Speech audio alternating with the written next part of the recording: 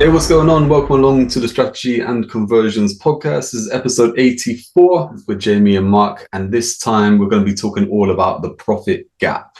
So, Mark, this is something we talk about a gap quite a lot, don't we? Like for anything that we spoke about when we talked about kind of clarity, confidence, courage. We always kind of talk about there being a gap, and making up that gap.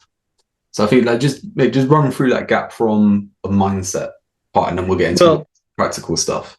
Yeah. Okay. So the I mean, it comes at all sorts of things, doesn't it? But there's the gap. The gap comes about from understanding you want to get to somewhere, you want something to happen, and we work backwards.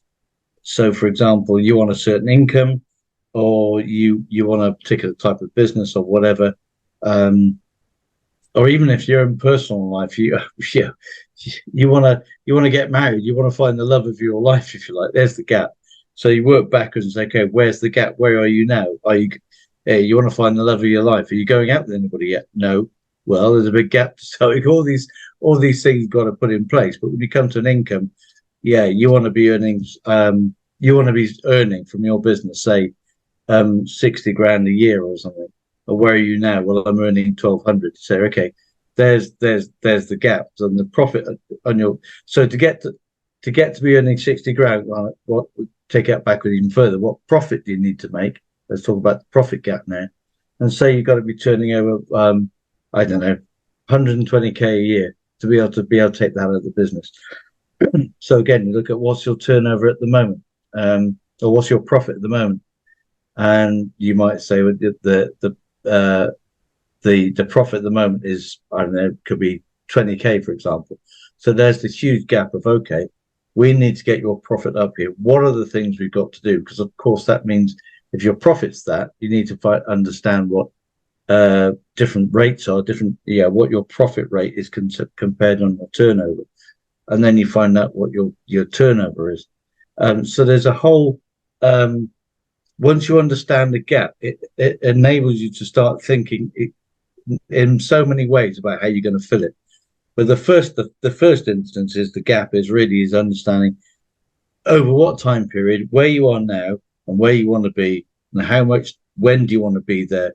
And the gap is, okay, you want to be from A, you want to get from A to B, and say in a year and a half, 18 months. So how are we going to do that? What steps do you need to put in place to get to that point B?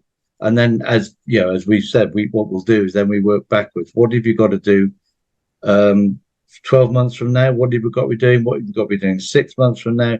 What have we got doing 3 months from now? And what have we got to be doing this month to actually start getting on the road to make that happen? Definitely. I think that just kind of sums everything up. We could just end the podcast now, right? Yeah. That explains the gap there. I mean, it is that way. Like you think about it, like, you're one side of a cliff and you want to get to the other side of the cliff. It's like you need a bridge, right? It's like that bridge is all we're building. So like you said, that kind of breaking it down. But we know we want to be the other side of the bridge, right? But that gap is too big that we can't just leap to it. No, we have to do something to be able to get across, and that's where we kind of build that bridge, those kind of stepping stones, like you said, that whole kind of thing of breaking it down. I think what a lot of people do is they plan their next step rather than looking at the end and planning the steps backwards to know what their next step is. What happens then is obviously if people plan their next step, if they get to the next step, which is awesome, they're then planning the next step on from that. There's no real destination in place. There's no way that they really know where they're going. They can just be going side to side and stuff. Like I did a video a little while back talking about how 90-day planning can actually harm you, can actually stop you from growing because it just focuses on the next 90 days. Like, what do you want over the next 90 days? It's like, well, how about we look over the next 6 years? And then we break that down to the next 6 months. And now we know where we're going over the next 6 months. So we know what the next quarter brings. We know what the next month brings. We know what we're doing in order to get there. And that's the big thing for me with the gap is that we don't necessarily have to know the exact destination. Like we don't, or that end part of the destination. We don't need to know, okay, we need to be on this road right at the end. I think we've kind of mentioned this before, haven't we, with with places in the UK. I was trying to think of somewhere in like the States and stuff to give a different example, but I don't really know it. Uh, But if you think like London, for example, and you want to get up to Scotland, right? It's like we don't need to know what road it is that gets us once we get into Scotland, or how we get to the capital, whatever it is. We don't need to know that bit just yet. We just need to know those kind of milestones. We need to know which section before Scotland we need to get to, and then we come down again and down again and down again. So where we are right now, okay, we know which section we need to get to next. So it's like that's what we focus on there, and then obviously that's when we can plan out. Once we know those kind of stepping stones, whatever it is, that's when we can plan out which vehicle, which tools, which people, anything like that we need to help us get to that step. Quicker, faster, the better, whatever it is. And that's exactly the essence, isn't it? Because once we understand that gap, going back to the thing that we talk about is having the clarity and then the confidence and courage. And the clarity is I know where I've got to get. I'm give myself, say, whatever, 18 months to get to this point. I know what point B is. I've got no idea how I'm going to get there yet, but that's it doesn't matter. You've then decided that this is what you're going to be going for. You're giving yourself a kind of a time frame. Sometimes that's going to change, but then when you start working backwards, all the decisions you're going to make are then focused on filling that gap. And this is where a lot of business owners, I find that I've coached in the past, go off on a tangent because they've never really worked out that gap, never really worked out where they want to be. And I know I keep talking about business being a project, and I think I still stick to that business is a project. If you don't have one, there should be an end point. The end point doesn't have to be you're not in business anymore. It could be a decision point. It could be selling the business. It could be franchising the business. It could be anything you want, but it's a decision point where you have the options, not just, I've made it a year, so my goal is to be around in 2024. That's not a decision point. So it's got to be a certain decision point. I want to have this kind of income that I can decide I'm going to go forward, either building a team or I'm going to move on to something else. But it's a decision point. So that's your end of your project. And then you work backwards. And it means that everything, as you work backwards and start to focus on things you need to do, everything is moving towards that final decision point instead of, what about this product? Or perhaps I can go this way. And we've seen so many, I know, haven't we, where you've got businesses that they started off on one track, then they've gone off and all of a sudden they're doing something totally different. And then 3 months later, they're doing something totally different again. And that's because they might want to get to this point over here, but they're going all the way around because they've never defined it. They've never really defined it. So they're just thinking, is this a good way? I'm not sure. Let's test this out. Oh, no, it doesn't work. Let's try something else. And they go backwards and forwards and sometimes go bust because they've never really sat down and thought, let's be focused about what we want to do. And it's interesting because a quote that came to mind was being talked about a lot. Martin Luther King, or is it King Jr.? I'm not sure. Is that take the first step in faith? You never see the whole staircase, but take the first step in faith. But you can only take the first step in faith and have that courage if I know what the end point is. I don't know how I'm going to get there, but I've got to take this first step. Yeah, that's exactly it, isn't it? I mean, that first step is what you want to be able to do, but you need to know, there's a staircase there. Yeah, right? It is like where that staircase is going, kind of thing. You need to know that obviously it moves you forward. That whole kind of point there, like you said, people going round in circles. Like that to me is the big danger point. Like you said it, I think it was at the last podcast when you said it about, if people have been in business for 5 years or just repeated the same year in business for the past 5 years. And it's that kind of thing. It's like people kind of go, okay, last year I kind of did this, it didn't work, so I'm going to go on to this now, and I'm going to do this for a bit, and it never really works. And then they either go back to the one before or they're onto something else. It's like there's never any momentum. They never ever kind of go forward. Yeah. And it's like that momentum and building it forward is even with you trying different things out, right? In theory, at some point something will work, right? But if you do it in a way where you're building momentum, when that thing does work, it just accelerates you on. Yeah. you know, and it That's builds right. those kind of stepping stones that we were talking about.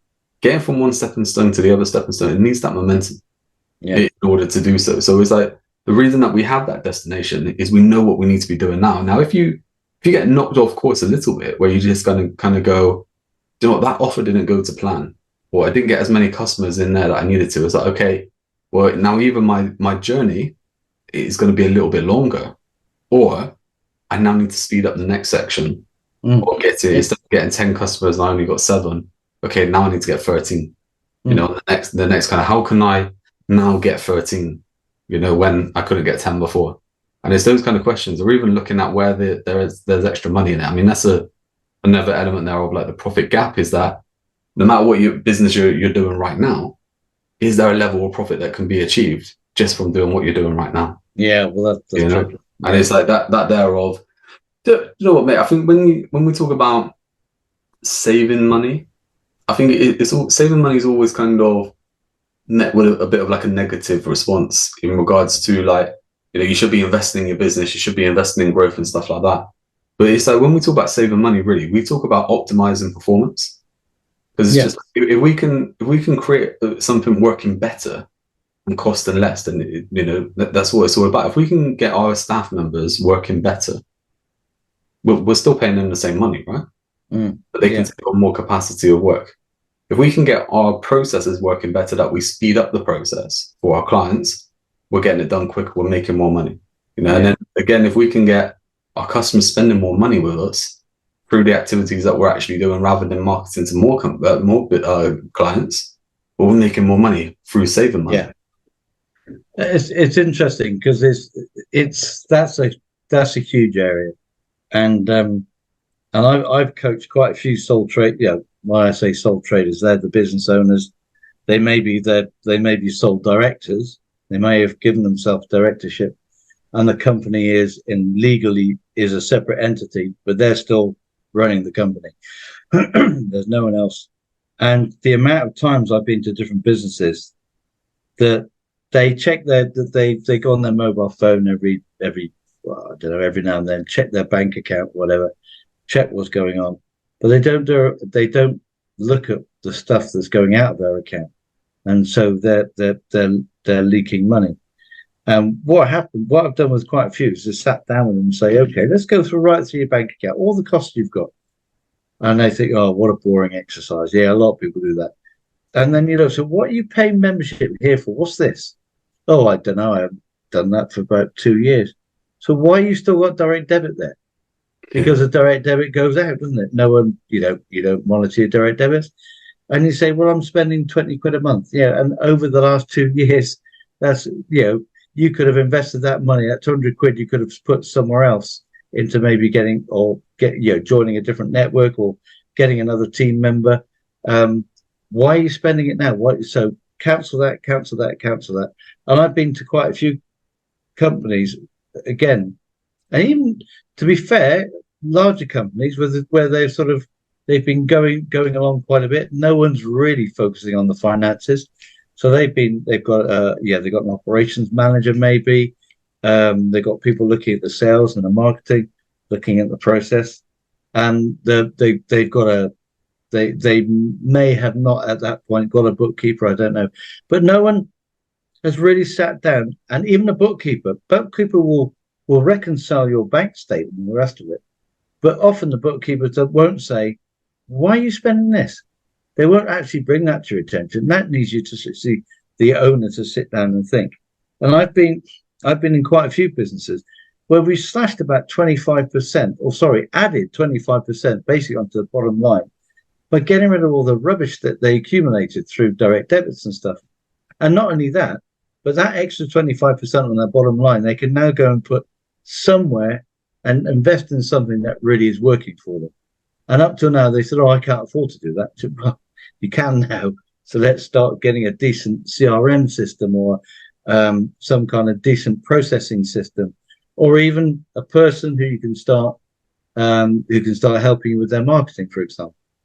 That's the big part there, isn't it? Like you said, we talked about on the past podcast also about bigger companies sometimes have the bigger issues, but because things are working, they don't necessarily care, Yeah, yeah, or they don't pick up on them, or whatever it is. But really, they're the ones who can save the most money, right? Because yeah, usually if you get like a sole trader, and like you said, they're usually eyes are on the money.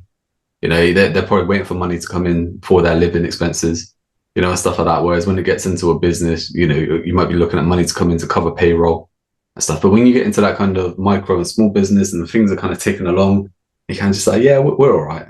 You know, yeah. We're all right. I don't need to look at that at the minute because we're doing all right. But really, the money that you're leaving on the table is massive because, like you said, you can look to where do you invest that, you know, and that whole kind of thing also you can look at different areas of your business. You know, where are you spending money on stuff like that? Where do you have staff doing routine tasks that can be automated now? You Yeah, know, where do you have them just repeating the same thing over and over again? When it's just like now it can all be done in one go. This is how crazy it is, right? As recent as 2 years ago, right? Talking to one business, decent sized business, everything like that.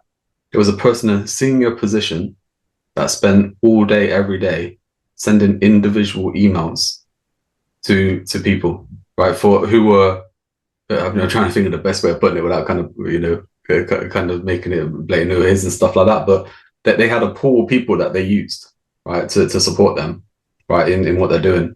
And they're sending an email to individual ones. There's like 500 people in this pool, right? And wow. individual emails each day. This is a senior person. So we're talking Mm, tens of thousands, you know, that they're yeah, paid. crazy. And they're just spending their time doing that when it's like you could put it all into an email marketing platform, right? Yeah, And and it you can be press done. send and Yeah, always get the same email. It's like that kind of thing. It's like, yeah, okay, you want to add a bit of personalization and stuff like that. Well, look, you can follow that up. And there are tools now that, you know, the email kind of systems allow you to do this. You know, you send an email to yeah, someone and they click on the link. Well, they can get a different email now to someone who doesn't, you know, yeah, like little things like that. But that kind of part there is just going, right, okay, look, where is the money being spent? And not necessarily money coming out that you kind of you see it as something going, okay, yeah, there's a big payment coming out here. It's just the money going out within staff at the minute. mm. Where's it actually going? What are they contributing? What are they contributing? And Yeah, and as bad as this sounds, I don't want anyone to kind of lose their jobs and stuff like that. But it's like you're looking at someone going, okay, if I'm paying them 60 grand a year, could I actually pay two people 30 grand and get more done? yeah, well, that's true. Yeah, Like that kind yeah. of there is like massive. People don't look at it that kind of way. And interesting. I just as you were talking, then Wilco sprung to mind because they're obviously going through a real bad time at the moment. And Wilco used to be flying high. Really, money wasn't. I'll say money wasn't an object, but they were really Just run they're through what okay. Wilco's is, Mark. Just Oh, for sorry. Yes, sorry. Wilco. So Wilco is like a budget store, I guess, to a certain extent. It sells everything, and it really does sell an awful lot of stuff. Um, and they're all around the country in the UK. Started in the north, and came further down. And it's a go to for many people to for all sorts of household stuff and paints and well gardening stuff, everything. And they're always were quite cheap. They've always been considered to be quite cheap. And yeah, and not nasty. They're not cheap and nasty. Some of their stuff is pretty good. Um, but I was reading, so they're going through the hoop in the UK at the moment. They're looking for people to basically buy the business because they're going into receivership. And it was interesting. I was reading an article about what happened. Why suddenly has this happened? And apparently you think if they got too many staff, if you got this, is it because they're buying stuff too cheaply or they're not making enough money on products, whatever. And this one guy said the problem is really with Wilco is they've taken on really long leases. So all their department stores, the stores around in towns, they've taken on really, really long leases, whenever they did. And they're all very, very expensive leases. So probably what happened was that back in the day when money wasn't an object, stuff was going on. Yeah, we want to open a store here. Yeah, we want to open a store. Someone came along. The negotiating team probably was a bit laissez-faire, not really interested in, yeah. Someone says, well, you got to sign out to a 25-year lease. 25-year, well, what about, can we get it down to 20? All right, yeah, 20-year lease. So the negotiating team is thinking, oh, we've got a 20-year lease when they wanted 25, aren't we good? And then some said, yeah, if you want to go down to 20, if you want to go down to 20 though, we might have to put a bit premium on the lease charges. And they said, yeah, we can handle that per month. Yeah, okay. So obviously what's happened is, to me anyway, it's obvious, is no one's reviewed that. There was no kind of review clause to say, okay, yeah, we'll do that, but hang on, we want to be reviewing that every 3 years or every 5 years, something, to say, because if it's not really working for us, we want to have either an exit option or an option where we can change the lease terms. But that's never happened. And now, all of a sudden, bah, alarm bells raising. Wilco's thinking, oh, what's happened? It seems to have come as a surprise to the organisation, and they're not the first. And they probably won't be the last either. And it's probably because they never monitored their costs. They monitored stuff going out, and people will say, but that's a cost going out. We need a premises. Of course you need a premises, but do you need to be paying that much for them? And the kind of the lease term, do they really need to be that long? I mean, councils come and go and change all the time. So there's always going to be new people on the council that you can negotiate with for new leases for stuff. And I've heard this before with Barings Banks, but that's a long time ago, so I won't go into that. But it just seems to me they haven't. Again, we've talked in previous podcasts. When times are good, that's the time to focus on how you're going to make sure that times will still be good in the lean times. Now, as far as I know, Wilco haven't had any drop in business through the door operation. From what I gather, more and more people, some people are blaming online retail sales, but there's evidence that more people are coming away from that because of so many so many scams coming from the Orient. I'm not sure who they are. They could be Chinese, may not. But there's so many scams online coming from the Orient that people are getting their fingers burnt, and they want to go back to buying locally and buying from suppliers. So there is evidence that people are changing their buying habits, and Wilco is still doing quite well, apparently, operationally. But they can't afford their costs. It's not paying for their costs because obviously that the stuff the wages are going up. And the cost of buying that material they put into their stores is going up. They're probably holding on to inventory that probably doesn't shift that much, and they could be getting rid of some of that. I don't know, but it should never sneak up on you. Is basically what I'm saying, and it just seems that it's sneaked up on Wilco, and they're all, oh my god, Wilco's going bust, and it's kind of. Well, why is that such a shock?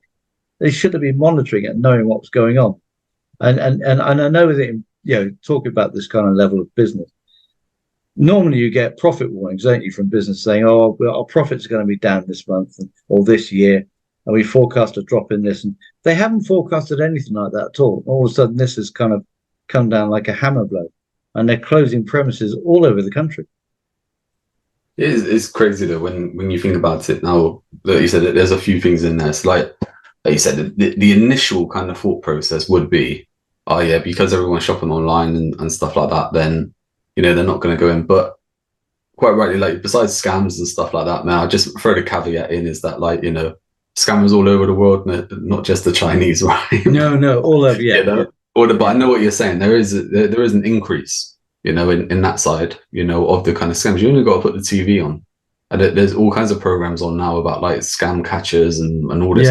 Yeah. It's like there's so much going on that people do. As much as we've seen a massive increase in online shopping and stuff like that over the past 10 years, right? That is basically growing to whatever it is.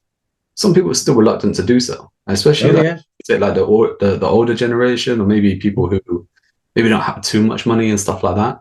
They still go and look for the bargains, right? They look for things that they can get. I know, for me, my missus goes in all the time to buy birdseed. Now she's like, where am I going to get the birdseed from? Yeah, is that kind of thing. But like you say, you would think, okay, online shopping, but that doesn't really weigh up too much because all the other shops have been impacted with online shopping, right? Mm-hmm. All the other retailers and stuff like that. But quite rightly, like you said there, with the kind of premises, is that, yeah, okay, you take on this long leash, you do all the kind of things which are all nice and and everything, which everything is fine. And then, whether the pandemic did anything, all through COVID and stuff, whether that did anything. But in the UK, the whole kind of cost of living crisis, things going up. It's like you said, like they now have to pay more wages. Right? That probably wasn't factored in when they're kind of signing long leases and stuff like that. The kind of energy prices for commercial, of course, yeah. What have they, like 10, 20x? Yeah, really I was talking to one guy and he said his shop, right, he was paying out something like £2,500 for energy a year, right, and that went up to almost £30,000 for the year. Yeah, I said, how do you even do things like that? Like you said, if you've got now big premises, big superstores, doing that kind of thing, like there's no way you factor in that, But now, obviously, like you said, it hits them, and they're just like all of a sudden, all the people through the doors are the same. But now we're paying more for wages, we're paying more for energy and stuff like that. We're probably paying more for our supplies, we're paying more for delivery and stuff like that. All of a sudden, we're paying so much more money out where there's no extra money coming in. So it's like, instead of then looking at it and going, how can we make more money? Yeah. Well, yeah, that's it's kind of going, let's just tick along and just see what we do. Yeah, and I do think there's and it's interesting because of stories I've heard in the past with different companies. And again, this comes back to what we were saying, that when there is that perceived gap, that perceived gap where a company is going along, moving along, there's still, so a company's doing well, there's still a profit gap somewhere along the line in that company. There's still a gap where no one's maybe looking at what they did. So how did they do last year compared to 5 years ago? Right, what's changing? Because obviously things are changing all the time. Like you said, the dynamic there is energy's suddenly gone through the roof. Wages are understandably, and they should be going up, to help people out. And the big thing this guy was talking about, where he was just focusing on the leases.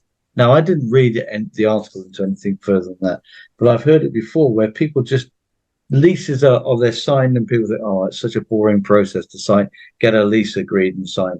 Yeah, okay, I'm glad that's done. It goes into a filing cabinet, bang, that's our lease. But those kind of things need to be monitored. They need to be monitored to think, are you still getting a good deal? And when you see the price of energy and even rates rising as well, so business rates were rising, for someone to pop up and say, hang on a minute, whoa, all these prices are going up on our lease, we're still paying this for the lease. Can we renegotiate the lease? Did anybody even ask? Yeah, is that question even asked? You don't know. But it's that kind of thing. You think, right, we're paying this. We're hurting because we're paying this. So can we ask about whether that can be changed? Can we find a different solution? Anything? I don't know. I don't know the answer. I don't know whether the question was asked, but I would likely guess it probably wasn't. And that's the thing, though, isn't it? Like you talking about that now, and like to me, it seems like a blatantly obvious thing to do, right? Which you were probably thinking as well. Yeah, okay, look, we're hemorrhaging cash. Where can we save cash? Let's go and talk to our leaseholders and let's structure a deal to give us some breathing space or something like that. Whatever we can do, whether that was done or not, like you said, it probably wasn't. But when we're talking about it, it seems so obvious. And how many times have we seen this just in business where it is obvious from outside, but when people are inside, you never see it. Like that thing that you said about businesses growing. Like how many times have you heard the story where it's like, yeah, okay, we've gone from 200K to 500K to 1 million to 3 million and stuff. How has your profit increased? Yeah. We've taken on 30 staff now, when we used to have 10, we've taken on 3 different premises now. Okay, how much more money are you making? Well, we're actually losing more money now. It's like, well, is this business or not? Like, what is it exactly you're trying to achieve here? Because like that kind of thing is that you could have a small business that 200K to 300K could be pure profit. Yeah. It's like, would you rather have a business doing 300K where you're taking 150K as a profit, but for yourself, however that's kind of broken down throughout your end kind of payment, or would you have a business doing 12 million that you're making no money, maybe even losing money? It's pointless for anyone buying because it doesn't make any money. So it's like, what's the point? Yeah. And that's the secret, isn't it, to growing versus scaling. When you're growing, often your profits don't grow with your turnover, not as much. And again, you got that gap where your turnover is increasing, but because your turnover is increasing, you're incurring more costs, whether it be employees or whatever. And so the actual profit are not rising as much in line with the turnover increasing. But it's when you get a business that's scaling, you've already put things in place. You know what you can do. You then have got everything measured, everything being monitored, everything being basically being done as efficiently as possible. That's when you can scale, and that's when your profit will rise. Not quite in line with your turnover, maybe, but it will rise pretty healthily. And although there's still a gap between turnover and profit, it's much, much less than someone who's just throwing money at growing, because that's often what people do. They want to grow, they throw money at it. I want to grow business. Yeah, I'll throw money onto Facebook ads. I'll throw money onto all these different ads. I'm going to advertise here, and I'll take on more staff to manage it, and without actually, without actually thinking their way through to think, hang on, that means my profit isn't going to grow, and that kind of analysis. If we do that, what's the consequence? If we throw money at Facebook advertising, and the way we do it doesn't work quite well, what is that on our bottom line? Or it could take off, but the whole point is thinking about the consequences. If we do take this long lease, what's the consequences down the line? And if we start taking on more employees to cover this extra boost in turnover, do we need to, or could we be automating some of it and actually have those and taking on those people in areas that will still increase our income? How many times also, mate, like we work with people where we've basically said, look, you have no business there. Like you have whatever it is you're trying to do. It's going to be fine if you just want to earn some cash for yourself. But if this is a business, if you actually have aspirations to create a business, this isn't going to bring you what you want. And it's like that whole kind of thing where, like you said, growing versus scaling, is that we've sat down with someone and said, okay, look, if you grow this to a point where you're capped out, right? This is your maximum capacity, right? That's the stage you can get to, and you can make some all right money. But you're talking about scaling in a way where people are coming in to do part of the work for you. But what you're looking at charging, there's no profit there to be able to do it. Yeah. You can't scale, because once you start paying other people, you make no money. And it's like you can't walk away from the business because you still need to be in it. So it's not a case of like you can just, okay, I hand this over to two more people, they manage it, now I'll walk away. It's that kind of stuff that not everyone kind of looks at. And even like you said, we spoke about this in the last kind of episode also, like with supply versus demand. Someone's like, okay, yeah, Facebook ads, I want to chuck a load of money at Facebook ads. And they kind of go, okay, I'll chuck so much money, we'll see if it works. Like that whole kind of gambling, it's not anything where we kind of go, okay, this is what we're working towards, this is what we're doing, we know it's predictable, whatever it is. It's that we'll just chuck some stuff at this because nothing's working, we'll see what goes on. Now you're gambling in a way where, just imagine it paid off big time, right? You've now got to fulfill that. You may not be able to. Like, you may not have the money to be able to. You could actually go broke trying to take on more business. Yeah. Right? Then that whole kind of gamble thing also is you kind of look at it going, well, what if it doesn't work? Are we still back at square one? Yeah. And no one looks at that being back at square one kind of point. Yeah. So it's just like, okay, we can spend all this money on Facebook ads for the next couple of months, right? But if it doesn't bring us any customers, we're now 2 months down the line without making any profit. Yeah. And the other thing, isn't it, that we were talking about, and which you need to look at is income streams. So we're talking, growing, and is this, you want to get to this level based on the products that you sell at the moment? Is that feasible? Can you manage it, or do you need something else, another income stream to be coming into the business, where maybe you, for example, you got a service business that sells 3 different services. What about if you did something else and packaged it into or have sold them as packages for the length of time? Would that be more efficient? Would it be better? Do you need another? What else can you bolt onto this as another product? And is it viable that you can do that? Can you is it something you can buy or push or create yourself?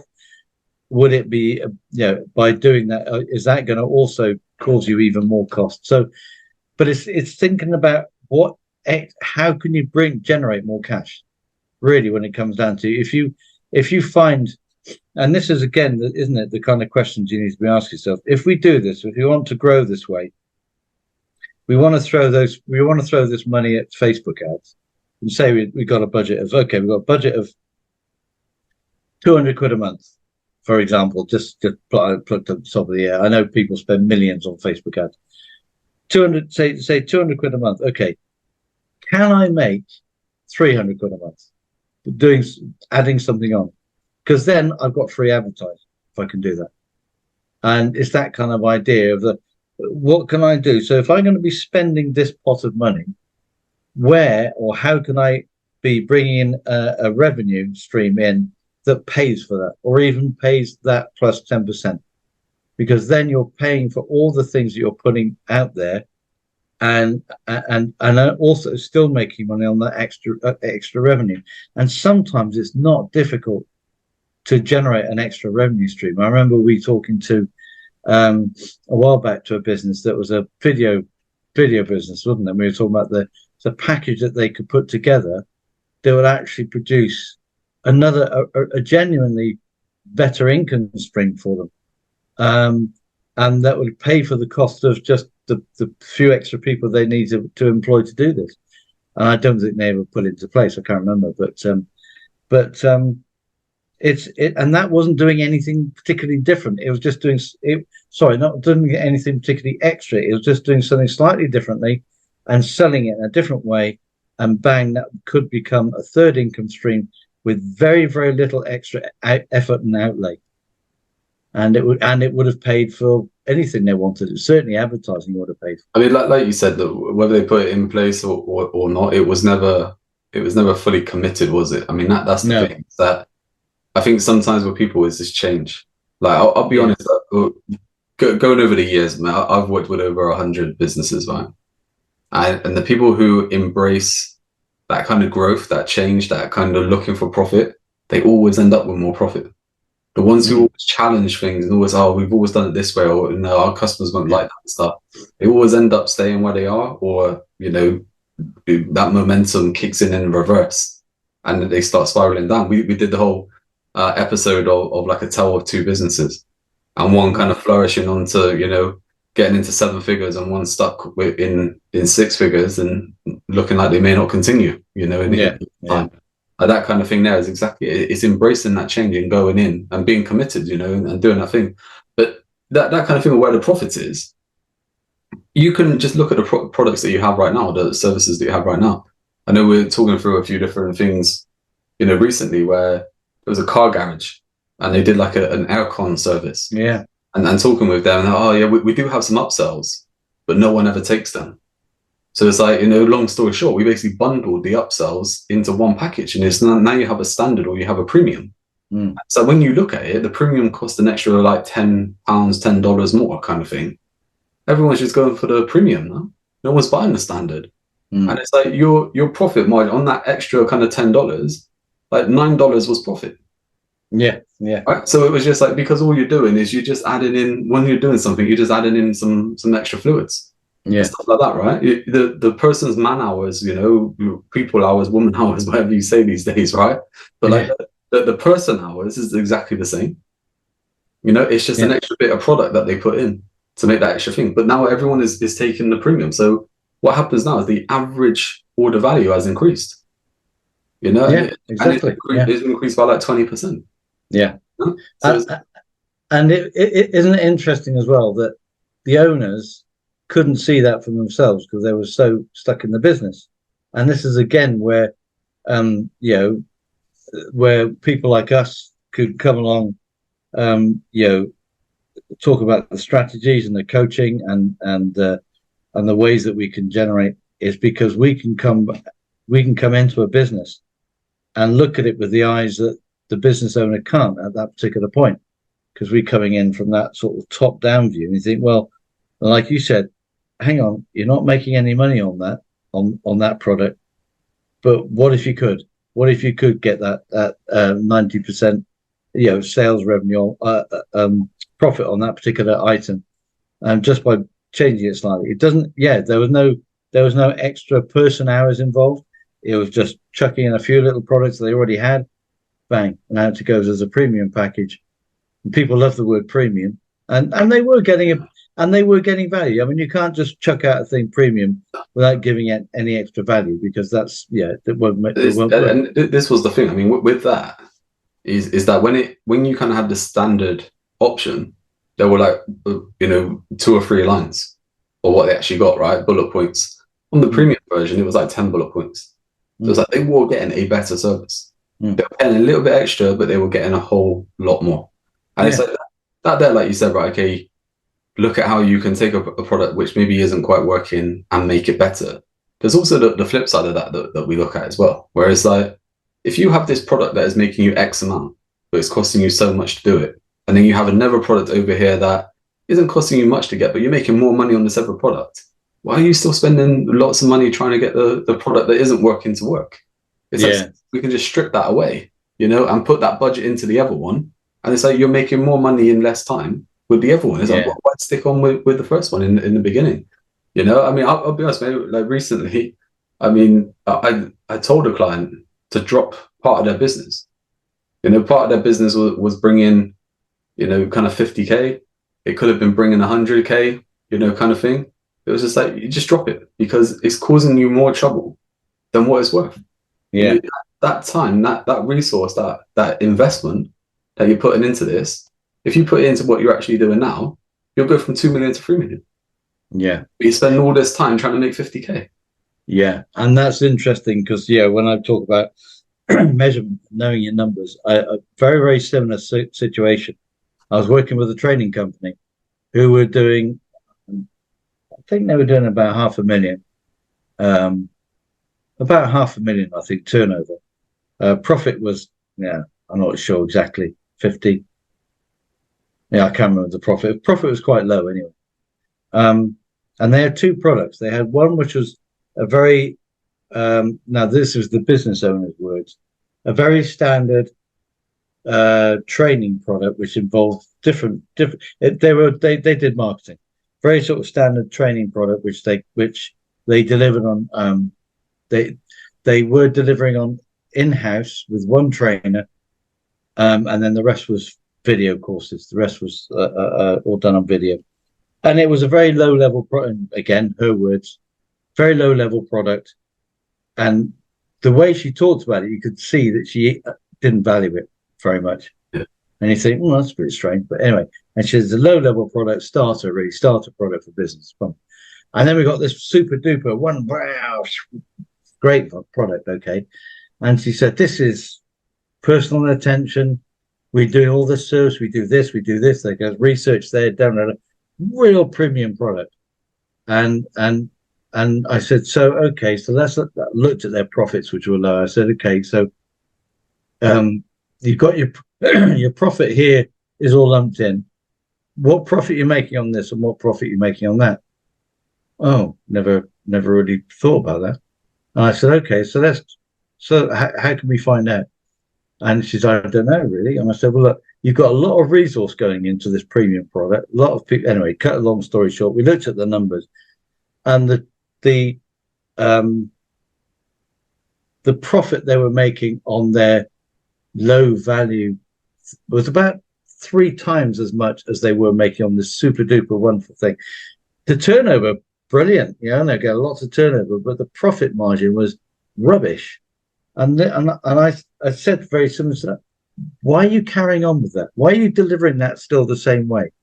If you change your way of delivery just a little, tweak it and do more kind of video presenting than live one-to-ones where they were driving off to different parts of the country to deliver it with all the travel expenses and people expenses and all the rest of it. And this one's all delivered online. Can you not kind of take some lessons from this one and put it into your other products so that actually raises your profit margin? And it was, and again, the owner hadn't even thought about it. and it was quite an eye opener for the owner.